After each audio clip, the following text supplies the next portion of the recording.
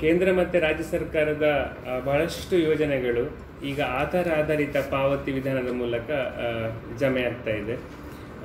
ಇದರಲ್ಲಿ ಈಗ ಸದ್ಯ ಬಹಳಷ್ಟು ಬೆನಿಫಿಷರೀಸ್ ಫೇಸ್ ಮಾಡುವಂಥ ಸಮಸ್ಯೆ ಏನಂತ ಹೇಳಿದರೆ, ಅವರು ಯೋಜನೆಗಳಿಗೆ ಅರ್ಜಿ ಕೊಡುವಾಗ ಕೊಡೋದು ಯಾವುದೋ ಒಂದು ಬ್ಯಾಂಕ್, ಅದು ಜಮೆ ಆಗ್ತಾ ಇರೋದು ಇನ್ನೊಂದು ಯಾವುದೋ ಬ್ಯಾಂಕ್. ಇನ್ನೊಂದು ಕೆಲವು ಸನ್ನಿವೇಶಗಳಲ್ಲಿ ಅವರಿಗೆ ಜಮೆ ಆಗಿರೋದಿಲ್ಲ. ಯಾಕೆ ಅಂತ ಹೋಗಿ ಅವರು ಇಲಾಖೆಗಳನ್ನು ವಿಚಾರಿಸಿದಾಗ ಆಧಾರ್ ಸೀಡಿಂಗ್ ಆಗಿಲ್ಲ ಅಂತ ಹೇಳೋ ಉತ್ತರ ಕೊಡ್ತಾರೆ. ಆದರೆ ಮತ್ತೆ ಬ್ಯಾಂಕಿಗೆ ಹೋದಾಗ ಆಧಾರ್ ಸೀಡಿಂಗ್ ಆಗಿದೆ ಅಂತ ಹೇಳೋ ಉತ್ತರ ಬರುತ್ತೆ. ನಿಜವಾಗಿಯೂ ಸೀಡಿಂಗ್ ಆಗದೆ ಫಲಾನುಭವಿಗಳು ಸಮಸ್ಯೆಯನ್ನು ಎದುರಿಸ್ತಾ ಇದ್ದಾರೆ. ಇದಕ್ಕೆ ಬಹಳ ಮುಖ್ಯ ಕಾರಣ ಅಂತ ಹೇಳಿದರೆ, ಆಧಾರ್ ಸೀಡಿಂಗ್ ಅಂದರೆ ಏನು ಅಂತ ಹೇಳುವ ಒಂದು ಪರಿಕಲ್ಪನೆಯ ಸರಿಯಾದ ಅರ್ಥ ಆಗದೇ ಇರೋದು. ಬ್ಯಾಂಕ್ಗಳಲ್ಲಿ ನಮ್ಮ ಫಿನಾಕ್ಲ್ನಲ್ಲಿರ್ಬೋದು ಅಥವಾ IPBL ಇರ್ಬೋದು, ಒಬ್ಬರ ಆಧಾರ್ ತಗೊಂಡ ತಕ್ಷಣ ಅದು ಆಧಾರ್ ಸೀಡಿಂಗ್ ಆಗಿ ಅವರಿಗೆ ಮುಂದಿನ ಎಲ್ಲ DBT ಯೋಜನೆಗಳ ಮೊತ್ತ ಅದಕ್ಕೆ ಜಮೆ ಆಗ್ತದೆ ಹೇಳುವ ಅರ್ಥ ಅಲ್ಲ. ಈ ಗೊಂದಲದಿಂದಾಗಿ ಈಗ ಸಮಸ್ಯೆ ಉಂಟಾಗ್ತಾ ಇದೆ. ಆಧಾರ್ ಸೀಡಿಂಗ್ ಅಂತ ಹೇಳಿದರೆ ಅದು ಎಲ್ಲ ಬ್ಯಾಂಕ್ಗಳಿಂದ ಹೊರತಾದ ಒಂದು ಸೆಂಟ್ರಲೈಸ್ಡ್ ಆಗಿ national payment corporation of India ಎಂಬ ಸಂಸ್ಥೆ ಮೇಂಟೈನ್ ಮಾಡೋ ಒಂದು ಸಪ್ರೇಟ್ ಟೇಬಲ್. ಅಂದರೆ ಅಲ್ಲಿ NPCIಯಲ್ಲಿ ಒಂದು ಆಧಾರ್ ಬ್ಯಾಂಕ್ ಮ್ಯಾಪರ್ ಫೈಲ್ ಅಂತ ಹೇಳುವ ಒಂದು ವ್ಯವಸ್ಥೆ, ಒಂದು ಟೇಬಲ್ ಇದೆ. ಆ ಟೇಬಲ್ನಲ್ಲಿ ಏಕಕಾಲಕ್ಕೆ ಪ್ರತಿಯೊಬ್ಬರ ಆಧಾರಿಗೂ ಯಾವುದಾದ್ರೂ ಒಂದು ಬ್ಯಾಂಕ್ ಹೆಸರು ಇರಲಿಕ್ಕೆ ಮಾತ್ರ ಸಾಧ್ಯ. ಆ ಬ್ಯಾಂಕನ್ನು ಚೇಂಜ್ ಮಾಡ್ತಾ ಇರ್ಬೋದು, ಗ್ರಾಹಕರು ಬಯಸಿದಾಗ ಆ ಟೇಬಲನ್ನು ಅಪ್ಡೇಟ್ ಮಾಡ್ಬೋದು. ಈ ಪ್ರತಿಯೊಂದು ಬ್ಯಾಂಕಿಂಗ್ ಸಾಫ್ಟ್ವೇರ್ನಲ್ಲಿ ಆಧಾರ್ ಸೀಡಿಂಗ್ ಅಂತ ಹೇಳೋ ಸಪ್ರೇಟ್ ಮೆನು ಇರ್ತದೆ. ಆ ಮೆನುವಲ್ಲಿ ಒಬ್ಬರು ಎಂಟ್ರ್ ಮಾಡಿದಾಗ ಮಾತ್ರ ಅದು ಡಾಟಾ ನಮ್ಮ ಪೋಸ್ಟ್ ಆಫೀಸ್ ಅಕೌಂಟಿಂದ ಅಥವಾ CBS ನಮ್ಮ ಸಾಫ್ಟ್ವೇರಿಂದ NPCIಗೆ ಡಾಟಾ ಫ್ಲೋ ಆಗಿ ಅಲ್ಲಿ ಆಧಾರ್ ಸೀಡಿಂಗ್ ಅಪ್ಡೇಟ್ ಆಗುತ್ತೆ. ಉದಾಹರಣೆಗೆ ಹೇಳೋದಾದರೆ, ನಮ್ಮ POSB ಟ್ರೆಡಿಷನಲ್ POSB ಅಕೌಂಟ್ನ SIFನಲ್ಲಿ CMRC ಕಮಾಂಡ್ ಒತ್ತಿ ನಂತರ APBS ಪೇಮೆಂಟ್ ಡೀಟೇಲ್ಸ್ ಅಂತ ಹೇಳುವಲ್ಲಿ ನಾವು ಅದನ್ನು ಇನೇಬಲ್ ಮಾಡಿದರೆ ಮಾತ್ರ ಅದು ಆಧಾರ್ ಸೀಡಿಂಗ್ ಅಂತ ಹೇಳುವ ಪರಿಕಲ್ಪನೆಗೆ ಒಳಪಟ್ಟು ನಮ್ಮ ಆಧಾರ್ ಸೀಡಿಂಗ್ನ ಕೋರಿಕೆ ನಮ್ಮ ಬ್ಯಾಂಕ್ ಸಾಫ್ಟ್ವೇರಿಂದ NPCI ಟೇಬಲ್ಗೆ ಹೋಗಿ ಅಲ್ಲಿ ಅಪ್ಡೇಟ್ ಆಗುತ್ತೆ. ಈ ಆಧಾರ ಆಧಾರಿತ ಪಾವತಿ ವಿಧಾನದಲ್ಲಿ ಪಾವತಿ ಮಾಡುವ ವ್ಯವಸ್ಥೆ ಹೇಗಿದೆ ಅಂತ ಹೇಳಿದರೆ, ನಾಗರಿಕರು ಅರ್ಜಿ ಕೊಟ್ಟಾಗ ಕೊಡುವ ಬ್ಯಾಂಕ್ ಖಾತೆ ಆಯಾ ಇಲಾಖೆಗಳು ಗಣನೆಗೆ ತೆಗೆದುಕೊಳ್ಳೋದಿಲ್ಲ. ಅವರು ಪಾವತಿ ಮಾಡುವಾಗ ಈ national payment corporation of India ಅದರಲ್ಲಿ ಇರುವಂತಹ ಆಧಾರ್ ಸೀಡಿಂಗ್ ಟೇಬಲ್, ಆ ಟೇಬಲಲ್ಲಿ ಈ ಆಧಾರ್ ನಂಬರಿಗೆ ಯಾವ ಬ್ಯಾಂಕ್ ಖಾತೆ ಜೋಡಣೆ ಆಗಿದೆ ಅಥವಾ ಸೀಡ್ ಆಗಿದೆ ಆ ಬ್ಯಾಂಕ್ ಖಾತೆಗೆ ಜಮೆ ಮಾಡಿ ಅಂತ ಹೇಳುವ ಇನ್ಸ್ಟ್ರಕ್ಷನನ್ನು ಇಲಾಖೆಗಳು ಕೊಡುತ್ತವೆ. ಆದ್ದರಿಂದಾಗಿ ಅರ್ಜಿ ಕೊಡುವ ಖಾತೆ ಮತ್ತು ಆಧಾರ್ ಸೀಡಿಂಗ್ ಟೇಬಲಲ್ಲಿರುವ ಖಾತೆ ಒಂದೇ ಆಗಬೇಕಾಗಿಲ್ಲ. ಇದರಿಂದ ಮತ್ತೊಂದು ಬಹಳ ಅಡ್ವಾಂಟೇಜ್ ಅಂತ ಏನು ಹೇಳಿದರೆ, ಆಧಾರ್ ಸೀಡಿಂಗ್ ಟೇಬಲಲ್ಲಿರುವ ಖಾತೆಯನ್ನು ಯಾವುದೇ ಗ್ರಾಹಕರು ಬದಲಾಯಿಸಿದರೆ ಆಟೋಮೆಟಿಕ್ ಆಗಿ ಮುಂದಿನ ಎಲ್ಲ ಜಮಾವಣೆಗಳು, ಎಲ್ಲ ಯೋಜನೆಗಳಿರ್ಬೋದು, ಅದು ಯಾವುದೇ ಯೋಜನೆ ಆಧಾರ ಆಧಾರಿತವಾಗಿ ಜಮೆ ಆಗುತ್ತೆ, ಆ ಎಲ್ಲ ಯೋಜನೆಗಳ ಹಣ ಜಮೆ ಕೂಡ ಆ ಬದಲಾದ ಬ್ಯಾಂಕ್ ಖಾತೆಗೆ ಜಮೆ ಆಗುತ್ತದೆ. ಆ ಆಧಾರ್ ಸೀಡಿಂಗ್ ಟೇಬಲಲ್ಲಿ ಒಂದು ವೇಳೆ ಯಾವ ಬ್ಯಾಂಕ್ ಹೆಸರು ಇಲ್ಲದಿದ್ದರೆ ಅದು ಆಧಾರ್ ಸೀಡಿಂಗ್ ಸಮಸ್ಯೆಯಿಂದ ರಿಟರ್ನ್ ಆಗಿದೆ ಅಂತ ಹೇಳುವ ಫೇಲ್ಯೂರ್ ಮೆಸೇಜ್ ಆಯಾ ಇಲಾಖೆಗಳು ಹೇಳ್ತವೆ. ಮತ್ತು ಆ ಸಂದರ್ಭದಲ್ಲಿ ಆಧಾರ್ ಸೀಡಿಂಗ್ ಆಗೋದು ಮುಖ್ಯ. ಸೀಡಿಂಗ್ ಆಗಬೇಕಾದಲ್ಲಿ ಬ್ಯಾಂಕ್ಗಳಲ್ಲಿ ಮಾಡ್ಬೋದು ಅಥವಾ IPBB ಖಾತೆ, ಇಂಡಿಯಾ ಪೋಸ್ಟ್ ಪೇಮೆಂಟ್ ಖಾತೆಯಲ್ಲಿ ₹100 ಜಮೆ ಮಾಡೋದ್ರ ಮೂಲಕ, ಸೀಡಿಂಗ್ ಮಾಡುವ ಮೂಲಕನೂ ಆ ಸಮಸ್ಯೆಗೆ ಪರಿಹಾರ ಕಂಡುಕೊಳ್ಬೋದು. ಆದರೆ ನಮ್ಮ POSBಯಲ್ಲಿ ಈಗ ಪ್ರಸ್ತುತ ಇರೋ ಒಂದು ಸಮಸ್ಯೆ ಏನಂತ ಹೇಳಿದರೆ, ಈಗ NPCIನ ಆಧಾರ್ ಸೀಡಿಂಗ್ ಟೇಬಲಲ್ಲಿ ಯಾವ ಬ್ಯಾಂಕ್ ಸೀಡ್ ಆಗಿದೆ ಅಥವಾ ಸೀಡ್ ಆಗಿದೆಯೋ ಇಲ್ವೋ ಅಂತ ತಿಳ್ಕೊಳ್ಳಿಕ್ಕೆ ಈಗ ಅದರಲ್ಲಿ ಅವಕಾಶ ಇಲ್ಲ. ಆದರೆ ಆ ಅವಕಾಶವನ್ನು IPBB ಸಾಫ್ಟ್ವೇರಲ್ಲಿ ಒದಗಿಸಿಕೊಡಲಾಗಿದೆ. IPBB ಸಾಫ್ಟ್ವೇರ್ನಲ್ಲಿ ಮೈಕ್ರೋ ATM ಅಲ್ಲಿ ಇರ್ಬೋದು ಅಥವಾ ನಮ್ಮ ಡೆಸ್ಕ್ಟಾಪಲ್ಲಿರ್ಬೋದು, ಒಬ್ಬರ ಅಕೌಂಟ್ ಓಪನ್ ಮಾಡುವಾಗ, ಹೊಸದಾಗಿ ಒಬ್ಬರ ಅಕೌಂಟ್ ಓಪನ್ ಮಾಡುವಾಗ ಕೊನೆಗೆ DBT ಸೆಕ್ಷನ್ ಅಂತ ಬರುವಲ್ಲಿ ನಾವು 1ನೇ ಅಥವಾ 2ನೇ ಆಪ್ಷನ್ ಚೂಸ್ ಮಾಡಿ ವೆರಿಫೈ ಅಂತ ಹೇಳುವ ಬಟನ್ ಕ್ಲಿಕ್ ಮಾಡಿದಾಗ, ಆ ವೆರಿಫೈ ಅಂತ ಕ್ಲಿಕ್ ಮಾಡಿದಾಗ ಬ್ಯಾಕ್ ಎಂಡಲ್ಲಿ NPCIನ ಆಧಾರ್ ಸೀಡಿಂಗ್ ಟೇಬಲನ್ನೇ ಚೆಕ್ ಮಾಡಿ ಬಂದು ಅವರಲ್ಲಿ ಅಲ್ಲಿ ನಿಜವಾಗಿ ಸೀಡ್ ಆಗಿದೆಯೋ ಇಲ್ವೋ ಮತ್ತು ಈಗ ಸೀಡ್ ಆಗಿದ್ದರೆ ಯಾವ ಬ್ಯಾಂಕ್ ಸೀಡ್ ಆಗಿದೆ ಅಂತ ಹೇಳುವ ಮಾಹಿತಿಯನ್ನು ಸ್ಪಷ್ಟವಾಗಿ ಅಲ್ಲಿಂದಲೇ ಅದನ್ನು ಪಿಕ್ ಮಾಡಿ ಡಿಸ್ಪ್ಲೇ ಮಾಡುತ್ತೆ. ಸೊ ಈ ಸರ್ವಿಸ್ ನಮ್ಮ ಪೋಸ್ಟ್ ಆಫೀಸ್ POSB ಫಿನಾಕ್ಲಲ್ಲಿ ಸದ್ಯಕ್ಕೆ ಲಭ್ಯವಿಲ್ಲ. IPB ಫಿನಾಕಲ್ ಮತ್ತು IPB ಮೈಕ್ರೋ ATM ಯೂಸರಲ್ಲಿ ಮಾತ್ರ ಲಭ್ಯ ಇದೆ. ಈಗಾಗಲೇ ಅಕೌಂಟ್ ಮಾಡಿಸಿದವರಿಗೆ ಕೂಡ ನಾವು ಅಕೌಂಟ್ ಮೈಕ್ರೋ ATM ಅಲ್ಲಿ ಅಕೌಂಟ್ ಸರ್ವಿಸಸ್ ಅಲ್ಲಿ ಆಧಾರ್ ಸೀಡಿಂಗ್ ಸೆಕ್ಷನ್ ಅಲ್ಲಿ ಈ ಸರ್ವಿಸ್ ಲಭ್ಯವಿದೆ. ನಾವು ಅಲ್ಲಿ ಈ ವೆರಿಫೈ DBT ಸೆಕ್ಷನ್ ಅಲ್ಲಿ ವೆರಿಫೈ ಬಟನ್ ಕ್ಲಿಕ್ ಮಾಡಿದಾಗ ಅದು ಬ್ಯಾಂಕಿನ ಹೊರಗಡೆ NPCI ಸಾಫ್ಟ್ವೇರಿಗೆ ಹೋಗಿ ಅಲ್ಲಿ ಸೀಡಿಂಗಿನ ಎಕ್ಸಾಕ್ಟ್ ಸ್ಟೇಟಸ್ ಅನ್ನು ಚೆಕ್ ಮಾಡಿ ಈಗ ಸೀಡ್ ಆಗಿರೋ ಬ್ಯಾಂಕ್ ಹೆಸರು ಅಥವಾ ಸೀಡ್ ಆಗಿಲ್ಲದಿದ್ದರೆ ಅದು ಆಗಿಲ್ಲ ಅಂತ ಹೇಳುವ ಮಾಹಿತಿಯನ್ನು ನಮಗೆ ಡಿಸ್ಪ್ಲೇ ಮಾಡಿಕೊಡುತ್ತೆ. ಈ ಆಧಾರ್ ಸೀಡಿಂಗ್ ಸ್ಟೇಟಸ್ ಅನ್ನು ಸದ್ಯ ಗೊತ್ತಾಗಬೇಕಾದ್ರೆ ಗ್ರಾಹಕರಿಗೆ ಇಂಟರ್ನೆಟ್ ಗೊತ್ತಿದ್ದವರಿಗೆ ಮಾತ್ರ ಆಧಾರ್ನ ವೆಬ್ಸೈಟಲ್ಲಿ ಒಂದು ಸ್ಪೆಸಿಫಿಕ್ ಲಿಂಕಲ್ಲಿ ಹೋಗಿ ಮಾತ್ರ ನೋಡ್ಲಿಕ್ಕೆ ಆಗ್ತಾ ಇದೆ. ಬಹಳಷ್ಟು ಜನ ಇಂಟರ್ನೆಟ್ನ ಬಳಕೆ ಗೊತ್ತಿಲ್ಲದವರಿಗೆ ಸದ್ಯಕ್ಕೆ ಯಾವ ಬ್ಯಾಂಕ್ ಖಾತೆಗೆ ಸಬ್ಸಿಡಿ ಬರುತ್ತೆ ಅಂತ ಹೇಳಿ ಗೊತ್ತಿರೋದಿಲ್ಲ, ಆಧಾರ್ ಸೀಡಿಂಗ್ ಸಮಸ್ಯೆ ಇದೆಯಾ ಇಲ್ಲ ಅಂತ ಹೇಳಿ ಗೊತ್ತಿರೋದಿಲ್ಲ. ಸೊ ನಾವು ಈ IPBಯಲ್ಲಿ ಅಕೌಂಟ್ ಓಪನಿಂಗ್ ಮಾಡುವ ಹಂತದಲ್ಲಿ ಅಥವಾ ಅಕೌಂಟ್ ಆದವರಿಗೆ ಆಧಾರ್ ಸೀಡಿಂಗ್ ಅಂತ ಹೇಳುವ ಮೆನು ಮೂಲಕ ಚೆಕ್ ವೆರಿಫೈ ಅಂತ ಹೇಳುವ ಆಪ್ಷನ್ ಮೂಲಕ ನಮಗೆ ಸ್ಪಷ್ಟವಾಗಿ ಈ ಸೀಡಿಂಗ್ ಆಗಿದೆಯೇ ಇಲ್ವೋ, ಆಗಿದ್ರೆ ಯಾವ ಬ್ಯಾಂಕಿಗೆ ಸೀಡ್ ಆಗಿದೆ ಎಂಬ ಮಾಹಿತಿ ದೊರೆಯುತ್ತೆ. ಅದನ್ನು ನಾವು ಗ್ರಾಹಕರಿಗೆ ಕೊಡಲಿಕ್ಕೆ ಹೊಸ ಸೇವೆಯನ್ನು ಘೋಷಿಸ್ತಾ ಇದ್ದೇವೆ. ನನ್ನ ಸರ್ಕಾರಿ ಸವಲತ್ತುಗಳನ್ನು ಪಡೆಯುವ ಬ್ಯಾಂಕ್ ಖಾತೆ ಎಂಬ ಸರ್ವಿಸ್ ಇದಕ್ಕೆ ಹೆಸರಿಟ್ಟಿದ್ದೇವೆ. ಈ ಸರ್ವಿಸ್ ಅಂದರೆ ನಮ್ಮಲ್ಲಿ ಆಧಾರ್ IPB ಖಾತೆ ಓಪನ್ ಮಾಡಲಿಕ್ಕೆ ಬರೋವರಿಗೆ ಕೊನೆ ಹಂತದಲ್ಲಿ ನಾನು ಈಗಾಗಲೇ ಹೇಳಿದಾಗೆ ಚೆಕ್ ಕೊನೆ ಹಂತದಲ್ಲಿ DBT ಸೆಕ್ಷನಲ್ಲಿ ಮೊದಲನೇ ಅಥವಾ ಎರಡನೇ ಆಯ್ಕೆಯನ್ನು ಚೂಸ್ ಮಾಡಿ ವೆರಿಫೈ ಅಂತ ಕೊಟ್ಟಾಗ ನಮಗೆ ಬರುವಂತಹ ಸ್ಟೇಟ್ ಯಾವ ಬ್ಯಾಂಕ್ ಹೆಸರು ಬರುತ್ತೆ ಆ ಬ್ಯಾಂಕಿಗೆ ಅವರಿಗೆ ಈ ಎಲ್ಲ ಯೋಜನೆಗಳ ಹಣ ಜಮಾ ಆಗ್ತಾ ಇರುತ್ತೆ ಅಂತ ನಾವು ಅವರಿಗೆ ತಿಳಿಸಬೇಕು. ಮತ್ತು ಅದು ತಿಳಿಸಿ ಜೊತೆಗೆ ಅವರಿಗೆ ಸೀಡಿಂಗನ್ನು ನಮ್ಮ IPBಗೆ ಬದಲಾವಣೆ ಮಾಡಬೇಕಾ ಎಂಬ ಆಯ್ಕೆಯನ್ನು ಅವರಿಗೆ ಗ್ರಾಹಕರಿಗೆ ಕೊಡಬೇಕು. ಅವರು ಬಯಸಿದಲ್ಲಿ ಅದನ್ನು ಸೀಡಿಂಗನ್ನು ನಮ್ಮ IPB ಖಾತೆಗೆ ಬದಲಾಯಿಸ್ಬೋದು. ಅದೇ ಈ ಸೇವೆಯನ್ನು ಪಡಲಿಕ್ಕೆ ನಾವೊಂದು ಸರಳವಾದ ಫಾರ್ಮನ್ನು ಡಿಸೈನ್ ಮಾಡಿದ್ದೇವೆ. ಆ ಫಾರ್ಮಲ್ಲಿ 2 ಪಾರ್ಟ್ ಇದೆ.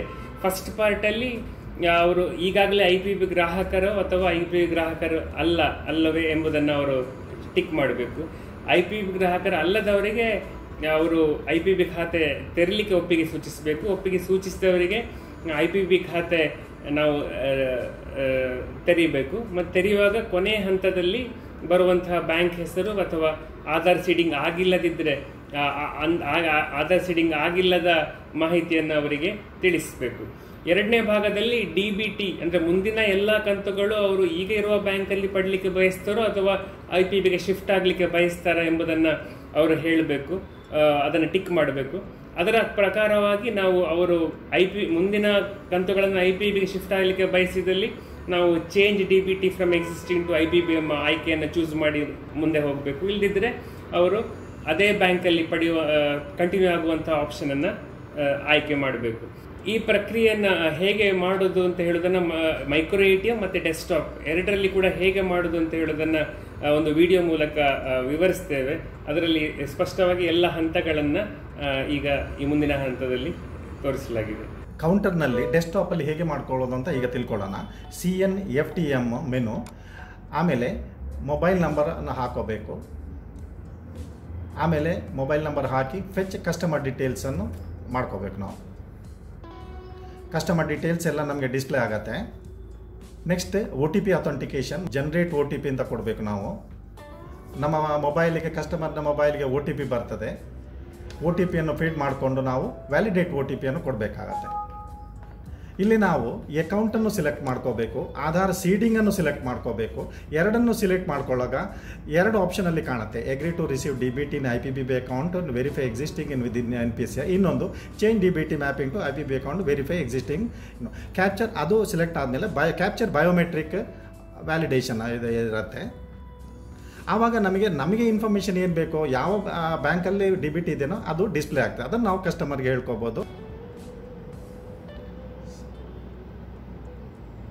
ಮುಂದೆ ಪ್ರೊಸೀಡ್ ಆದಲ್ಲಿ ಚೇಂಜ್ ಆಗಬೇಕಾದ್ರೆ ನಮ್ಮ ಬ್ಯಾಂಕಿಗೆ IPB ಅಕೌಂಟ್ಗೆ ಚೇಂಜ್ ಆಗಬೇಕಾಗತ್ತೆ ಸಬ್ಮಿಟ್ ಕೊಟ್ಟಾಗ. ಇನ್ನು ನಾವು ನ್ಯೂ ಅಕೌಂಟನ್ನು ಹೇಗೆ ಮಾಡ್ಕೊಳ್ಬೇಕು ಅಂತ ಹೇಳಿ ತಿಳ್ಕೊಳ್ಳೋಣ. ನ್ಯೂ ಅಕೌಂಟ್ ಕಸ್ಟಮರ್ ಬರುವಾಗ ಎಲ್ಲ ಇನ್ಫಾರ್ಮೇಷನ್ ಫೀಡ್ ಆದಮೇಲೆ ರಿಸೀವ್ DBT ಇನ್ IPB ಅಂತ ಆಪ್ಷನ್ ಇದೆ. ಅಲ್ಲಿ ಅಲ್ಲಿ ನಮಗೆ 4 ಆಪ್ಷನ್ಸ್ಗಳಿದೆ. Change D B T mapping into IPPB account, ಎರಡನೇದು change D B T mapping to IPPB account, ಮೂರನೇದು do not change to D B T mapping, ನಾಲ್ಕನೇ ಇದ್ದದ್ದು do not want to receive D B T. ನಾವೀಗ ಕಸ್ಟಮರ್ಗೆ ಬೇಕಾಗೋದು D B T ಯಾವ ಬ್ಯಾಂಕಿಗೆ ಬೇಕು ಅಂದರೆ ಫಸ್ಟ್ ಆಪ್ಷನನ್ನೇ ಸೆಲೆಕ್ಟ್ ಮಾಡ್ಕೋಬೋದು. Agree to D B T receive D B ಟಿನೇ IPPB ಅಕೌಂಟ್ ಒಂದು ಏನಿದ್ರು ಬಯೋಮೆಟ್ರಿಕ್ ಅಥೆಂಟಿಕೇಶನ್ ಕಸ್ಟಮರ್ದು ಬೇಕಾಗತ್ತೆ. ಕ್ಯಾಪ್ಚರ್ ಬಯೋಮೆಟ್ರಿಕ್ ಅಥೆಂಟಿಕೇಶನ್ ಫಿಂಗರ್ ಕೊಟ್ಟ ಒಂದು ಬಯೋಮೆಟ್ರಿಕ್ ಅಥೆಂಟಿಕೇಶನ್ ಕೊಡುವಾಗ ಯಾವ ಬ್ಯಾಂಕಿಗೆ ಇದೆ ಅಂತ ಅಲ್ಲಿ ನಮಗೆ ಡಿಸ್ಪ್ಲೇ ಆಗುತ್ತೆ. ಕೆನರಾ ಬ್ಯಾಂಕಲ್ಲಿ ಇದೆ ಅದನ್ನು ನಾವು ಎಸ್ ಅಂತ ಕೊಟ್ಟರೆ ನಮ್ಮ ಕೆನರಾ ಬ್ಯಾಂಕಿಂದ ನಮ್ಮ IPPB ಅಕೌಂಟಿಗೆ ಆ D B T process change ಆಗ್ತದೆ. ನಂತರ ನಾರ್ಮಲ್ ಅಕೌಂಟ್ ಓಪನ್ ಮಾಡೋ ಪ್ರೊಸೀಜರಲ್ಲಿ ಎಲ್ಲವನ್ನು ಸರ್ಟಿಫಿಕೇಟನ್ನು ಅಗ್ರಿ ಮಾಡಿಕೊಂಡು ಟಿಕ್ ಮಾಡಿಕೊಂಡು ಸಬ್ಮಿಟ್ ಕೊಟ್ಟರೆ ನಮ್ಮ IPPB ಅಕೌಂಟಿಗೆ ಡಿ ಬಿ ಟಿ ಟ್ರಾನ್ಸ್ಫರ್ ಆಗ್ತದೆ. ಅದೇ ರೀತಿ ಇನ್ನೊಂದು ಇದೆ, ಅದರಲ್ಲಿ ಆಪ್ಷನ್ ಬರುತ್ತೆ Aadhaar is not mapped in D B T, ಅಂದರೆ ಆಧಾರ್ ಸರ್ವರಲ್ಲಿ ಯಾವ ಅಕೌಂಟಿಗೂ ಡಿ ಬಿ ಟಿ ಮ್ಯಾಪ್ ಆಗಲಿಲ್ಲ ಎಂಬುದು ಇನ್ಫಾರ್ಮೇಷನ್ ಇರ್ತದೆ. ಈಗ ನಾವು ಮೈಕ್ರೋ ATM ಬಗ್ಗೆ ತಿಳ್ಕೊಳ್ಳೋಣ. ಹೊಸ ಕಸ್ಟಮರ್ IPPB ಅಕೌಂಟ್ ಓಪನ್ ಮಾಡಲಿಕ್ಕೆ ಬರ್ತಾನೆ, ಎಲ್ಲ ಇನ್ಫಾರ್ಮೇಷನ್ ನಾವು ಫೀಡ್ ಮಾಡ್ತೇವೆ. ಲಾಸ್ಟಿಗೆ D B T mapping option ಬರುತ್ತೆ. ಇಲ್ಲಿ 4 ಆಪ್ಷನ್ಗಳಿವೆ. ಫಸ್ಟ್ ಆಪ್ಷನನ್ನು ಸೆಲೆಕ್ಟ್ ಮಾಡ್ಕೊಳ್ತೇವೆ, ವೆರಿಫೈ ಅನ್ನೋ ಬಟನನ್ನು ಸೆಲೆಕ್ಟ್ ಮಾಡ್ಕೋತೀವಿ, ಫಿಂಗರ್ ಪ್ರಿಂಟ್ ಅಥೆಂಟಿಕೇಶನ್ ತಗೊಳ್ತೇವೆ.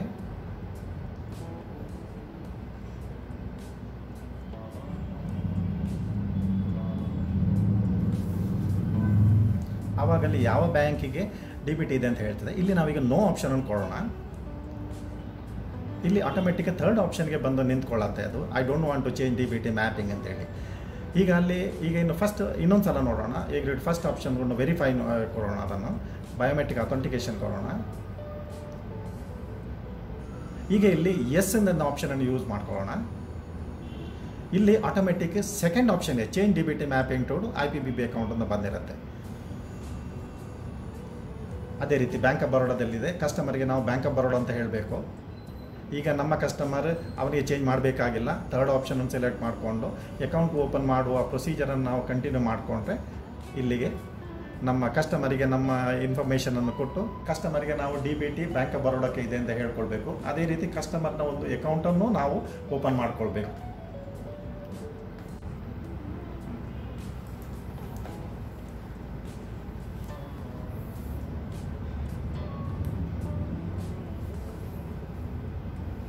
ಈಗ ನಾವು ಎಕ್ಸಿಸ್ಟಿಂಗ್ ಕಸ್ಟಮರ್ ಬಗ್ಗೆ ತಿಳ್ಕೊಳ್ಳೋಣ. ಸರ್ವಿಸ್ ರಿಕ್ವೆಸ್ಟ್ಗೆ ಹೋಗಬೇಕು, ಮೊಬೈಲ್ ನಂಬರ್ ಹಾಕೋಬೇಕು, 1 ಟೈಮ್ ಪಾಸ್ವರ್ಡ್ OTP ತಗೋಬೇಕು. ನೆಕ್ಸ್ಟ್ ಇಲ್ಲಿ ಸ್ಕಿಪ್ ಕೊಡ್ಬೋದು. ಅಕೌಂಟ್ ಸರ್ವಿಸಿಗೆ, ಇಲ್ಲಿ ಅಕೌಂಟ್ ಸರ್ವಿಸಿಗೆ ಹೋಗಬೇಕು ನಾವು.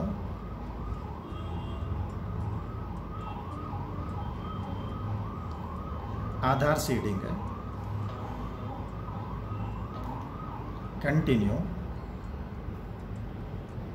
ಫಸ್ಟ್ ಆಪ್ಷನ್ ಸೆಲೆಕ್ಟ್ ಮಾಡಿಕೊಂಡು ವೆರಿಫೈಗೆ ಹೋಗೋಣ. ಫಿಂಗರ್ ಪ್ರಿಂಟ್ ಅಥೆಂಟಿಕೇಶನ್ ತಗೊಳ್ಳೋಣ.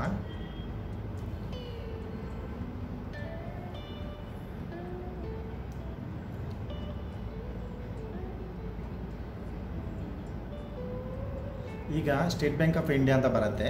ಇಲ್ಲಿ ಆಪ್ಷನ್ ಎಸ್ ಆರ್ ನೋ ಅಂತ ಇದೆ. ಯಾವುದೋ ಆಪ್ಷನ್ ನಾವು ಎಕ್ಸಸೈಸ್ ಮಾಡ್ಕೋಬೋದು.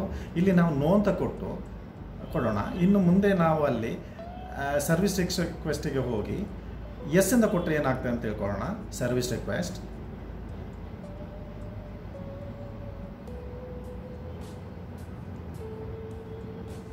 ಮೊಬೈಲ್ ನಂಬರ್ ಹಾಕಿ ಅಥೆಂಟಿಕೇಶನ್,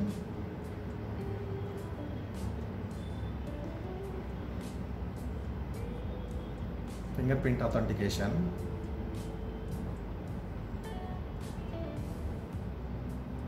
ಇಲ್ಲಿ ಸ್ಕಿಪ್ ಕೊಡಬೇಕು. Account service, Aadhaar seeding, continue, verify. First option ನೋಡ್ಕೊಂಡು verify option.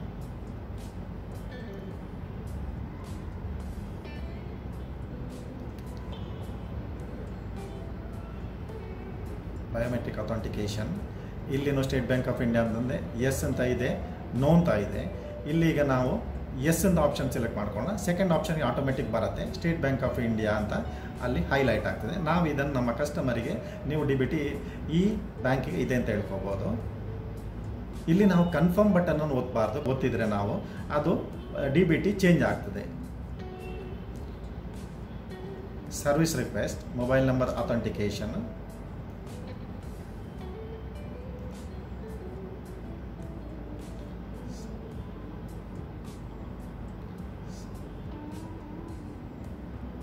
biometric authentication,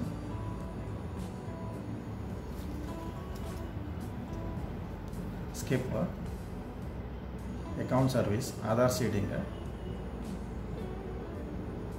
continue, second option verify, biometric authentication,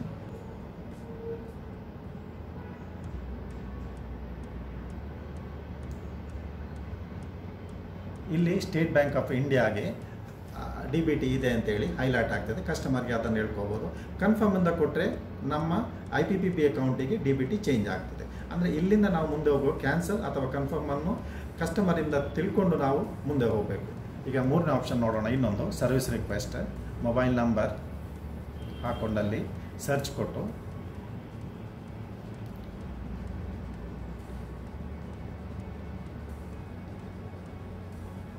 one time password,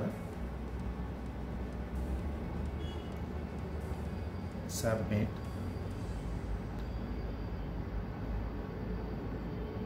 skip, account service, Aadhaar seeding, continue, first option verify, biometric authentication,